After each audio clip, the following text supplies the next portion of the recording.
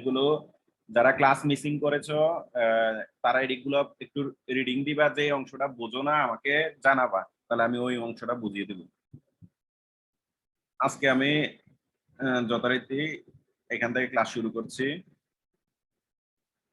দেখো, what are the criteria or properties or characteristic of good estimator. মানে criteria মানে কি, শর্ত, প্রপার্টিজ মানে কি বৈশিষ্ট্য, আর চারিত্রগত বৈশিষ্ট্য, এই জিনিসগুলো একটা গুড এস্টিমেটরে কি কি আছে এইগুলো নিয়ে আলোচনা করতে বলা হয়েছে। আর এই প্রশ্নটা খুবই ইম্পর্টেন্ট, কারণ এটা 19 সালে এসেছে। ঠিক আছে, তোমাদের জন্য খুব important. According to R.A. Fisher, an estimator is said to be good estimator if it satisfied the following criteria. অর্থাৎ এই চারটা ক্রাইটেরিয়া যদি মেনে চলে একটা এস্টিমেটর, তাহলে এটাকে গুড এস্টিমেটর বলা হয়। কি কি? আনবায়াসনেস, পক্ষপাতহীনতা, কনসিস্টেন্সি মানে সামঞ্জস্যতা, ইফিসিয়েন্সি দক্ষতা, এবং সাফিসিয়েন্সি অর্থাৎ পর্যাপ্ততা। ঠিক আছে, আনবায়াসনেস জিনিসটা কি আমরা এগুলোর বিস্তারিত আলোচনা করব, এবং এগুলোর মধ্যে উদাহরণ আছে। এই উদাহরণগুলো ভালো করে খেয়াল করব এবং উদাহরণগুলো প্র্যাকটিস করব। এই উদাহরণগুলোর অনুরূপ অন্যান্য উদাহরণও আসতে পারে। ইফিসিয়েন্ট এস্টিমেটর, তারপরে এটারও উদাহরণ আছে, তারপরে সাফিসিয়েন্ট এস্টিমেটর, এটারও উদাহরণ আছে। প্রত্যেকটার একটা করে উদাহরণ করে দেওয়া আছে জিনিসটা আসলে কি এটা বোঝানোর জন্য। ঠিক আছে, তারপরে আসো আমরা শুরু করি। আনবায়াসনেস, এনি স্ট্যাটিস্টিক অর্থাৎ নমুনা জমান টি whose mathematical expectation is equal to the parameter।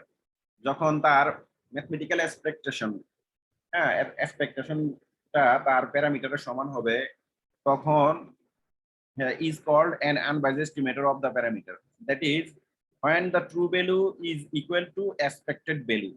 অর্থাৎ সত্যিকারের যে মান, এটা যে আশা মানে ধারণা করা মানের যখন সমান হয়ে যাবে, হ্যাঁ, then the character is known as আনবায়াসনেস।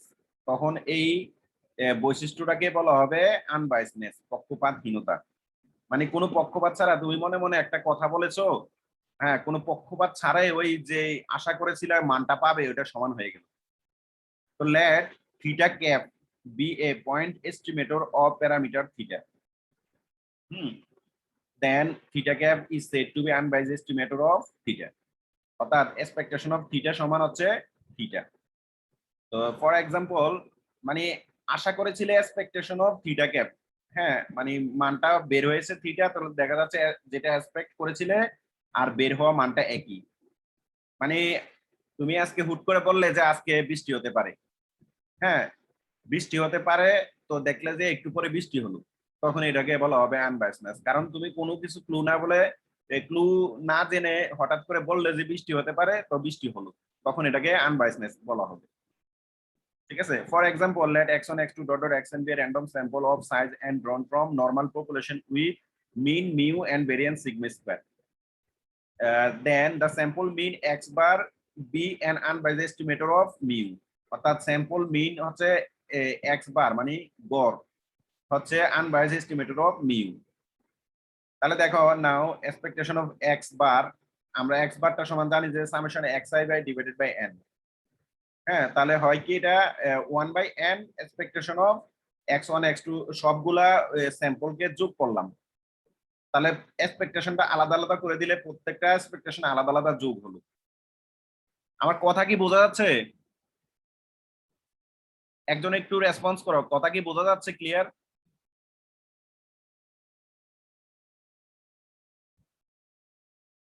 Expectation of x1, এখানে x1 হবে, হ্যাঁ, x1 x2 dot dot xn, এটা একটু ভুল করেছে, এখানে x1 হবে, হ্যাঁ। তাহলে expectation of x1 expectation of x2 dot dot expectation of xn। অর্থাৎ মিউ, সবগুলো এক্সপেকটেশনের মান হচ্ছে মিউ মিউ মিউ মিউ এরকম সব। তাহলে কত সংখ্যক মিউ? উপরে n সংখ্যক মিউ। ঠিক আছে, এই n n কাটা যে এক্সপেকটেশন অফ x বার সমান হচ্ছে মিউ।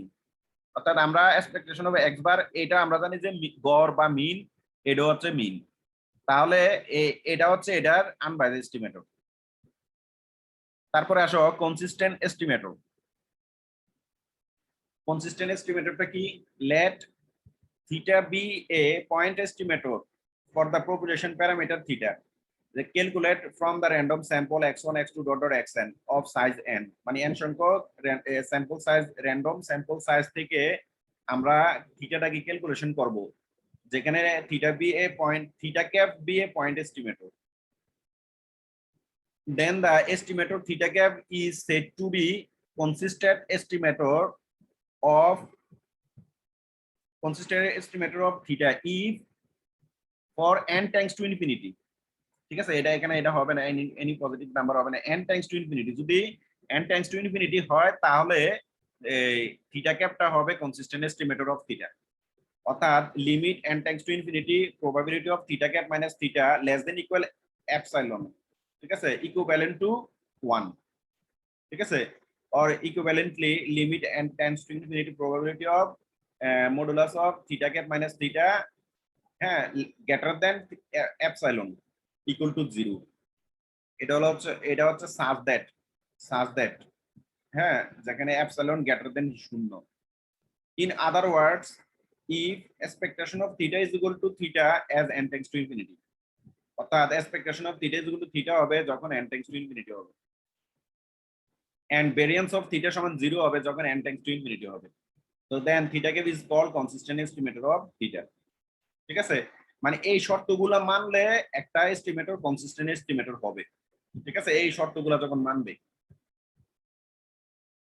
তো দেখা যাচ্ছে যে নরমাল ডিস্ট্রিবিউশনের ক্ষেত্রে কনসিস্টেন্ট এস্টিমেটরের এক্সপেকটেশন অফ থিটা ক্যাপ সমান হচ্ছে থিটা যখন n টাইমস টু ইনফিনিটি, আর ভেরিয়েন্স অফ থিটা ক্যাপ সমান হচ্ছে 0 যখন n টাইমস টু ইনফিনিটি, তখনই থিটা ক্যাপটাকে কনসিস্টেন্ট এস্টিমেটর বলা হবে।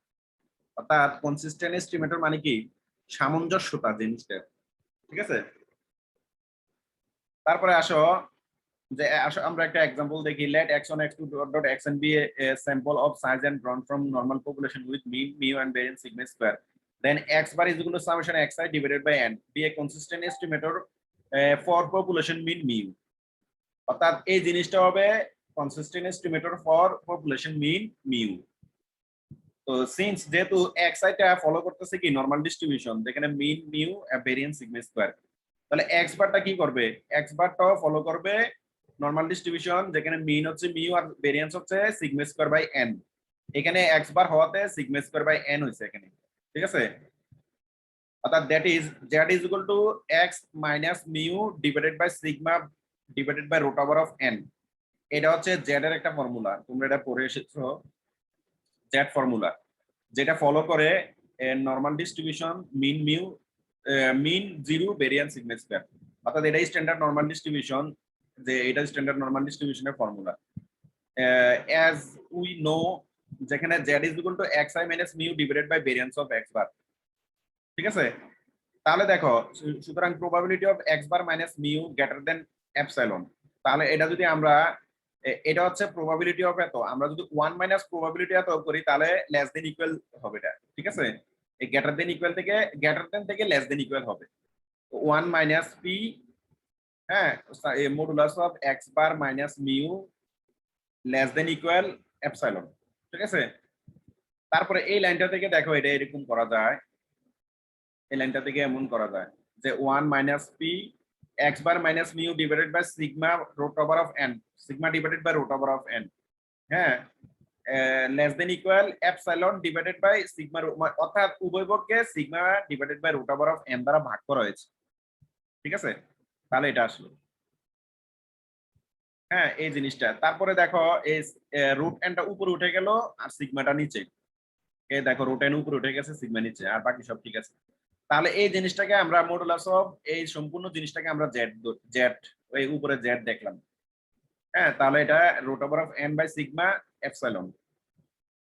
তাহলে দেখো 1 মাইনাস এত 1 মাইনাস, হ্যাঁ, এই জিনিসটা মানে কি, এটা হচ্ছে যেহেতু মডুলাস আছে জেড, তো জেড এর এই মানটা আমরা একবার মাইনাস করতে পারবো, একবার প্লাস করতে পারবো। অর্থাৎ এটার লিমিটটা হচ্ছে মাইনাস থেকে প্লাস পর্যন্ত। জেডটাকে যখন আমরা মডুলাস থেকে বের করে আনবো তখন এটা একবার মাইনাস ধরতে হবে, একবার প্লাস ধরতে হবে, লেস দেন ইকুয়াল। তারপরে দেখো এটা লিমিট, লিমিট আমরা এটা লোয়ার লিমিট জানি আর এটা আপার লিমিট, তো এই জিনিসটাকে প্রবাবিলিটি অফ এই সম্পূর্ণ জিনিসটাকে কন্টিনিউয়াস প্রসেসে এভাবে লিমিট আকারে লেখা যায়, যেখানে লিমিট হচ্ছে এটা minus root over of n epsilon divided by sigma থেকে শুরু করে root over of n sigma divided by n epsilon divided by sigma, ঠিক আছে, এফ জেড ডি জেড, ঠিক আছে।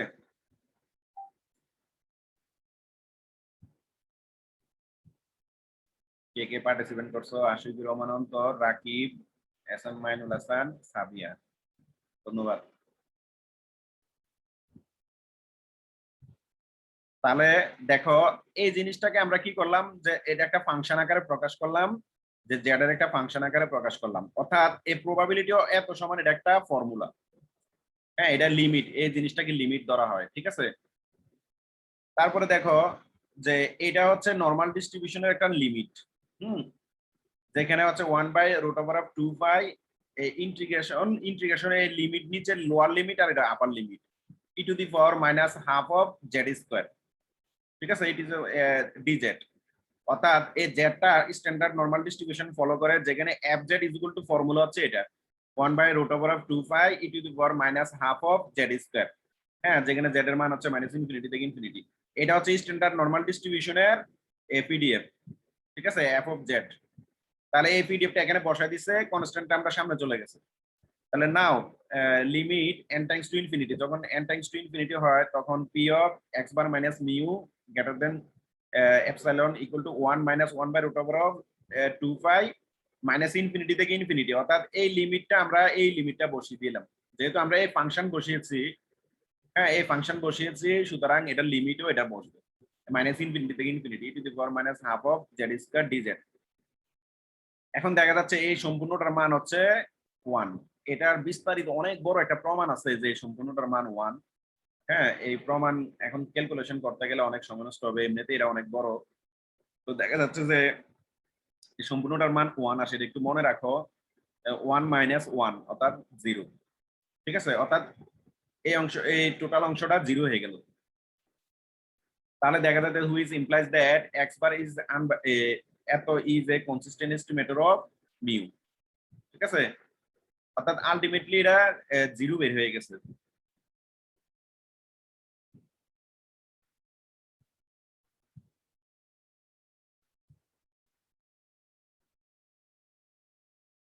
ঠিক আছে, এই জিনিসটা আসতে পারে, এই উদাহরণটা আসতে পারে এইভাবে যে দেন এত consistent estimator population mean mu, এটা দেখাও, ঠিক আছে।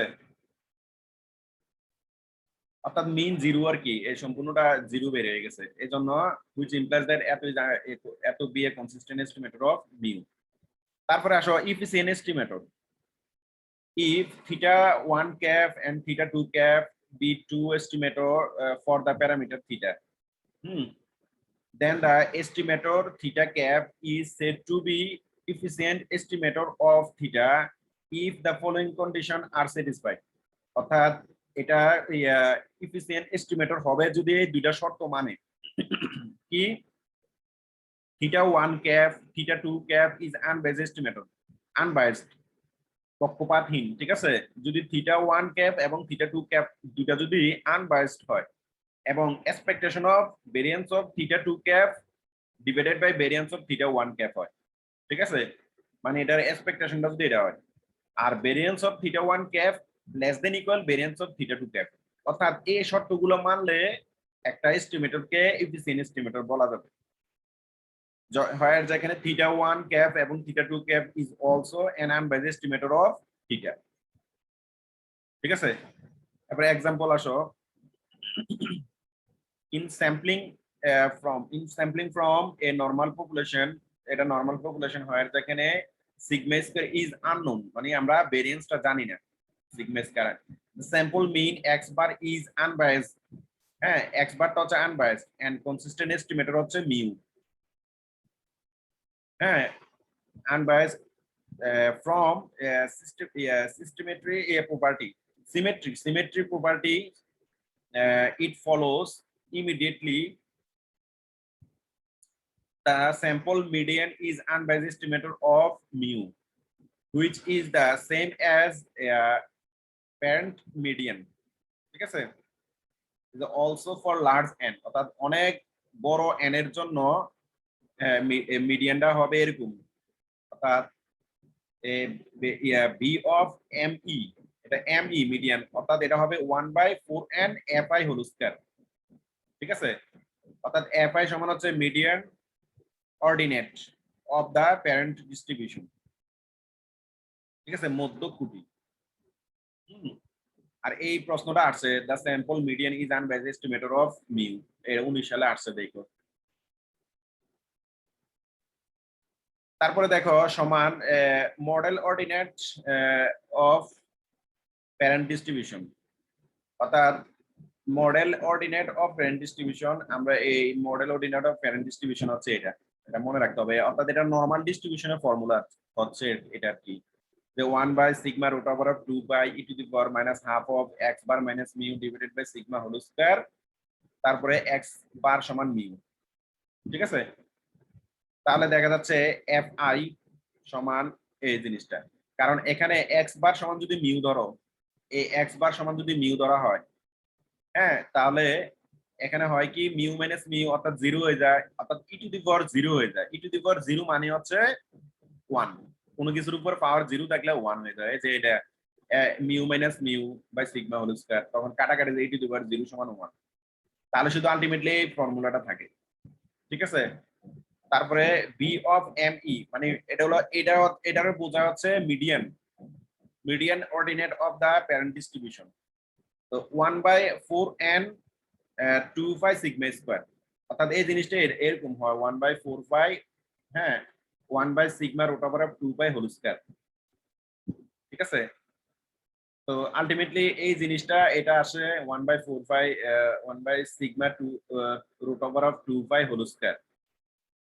তাহলে এটা কাটাকাটি গিয়ে থাকে কি, এই জিনিসটা থাকে 2 2 কাটা যায় 2 থাকে, আর 5 কাটা যায়, আর সিগমা স্কয়ার, তাহলে 5 sigma square divided by 2n, ultimately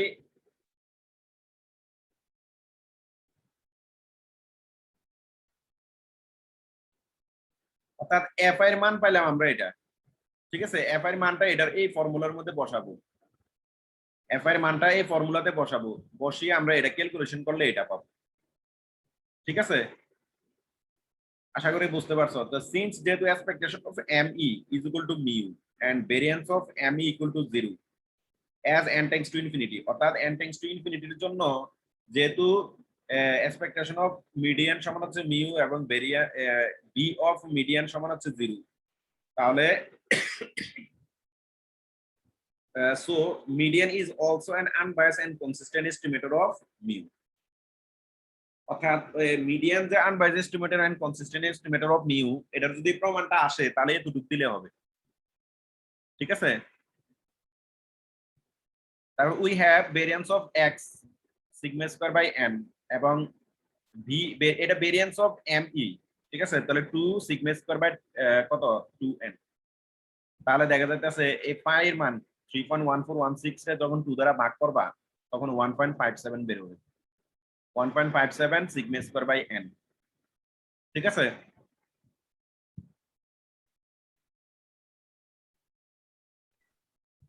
তারপরে দেখা যাচ্ছে এখানে variance of X bar variance of M E, হ্যাঁ, ভেরিয়েন্স অফ এম ইটা বড় আর ভেরিয়েন্স অফ এক্স বারটা ছোট।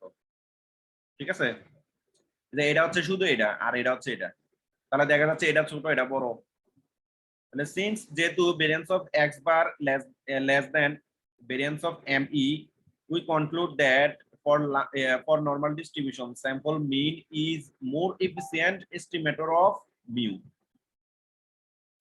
মানে আমরা পরিশেষে বলতে পারি যে নরমাল ডিস্ট্রিবিউশনের ক্ষেত্রে sample mean is more efficient estimator of mu than the sample median for the large at least, অর্থাৎ পরিশেষে বড় হয়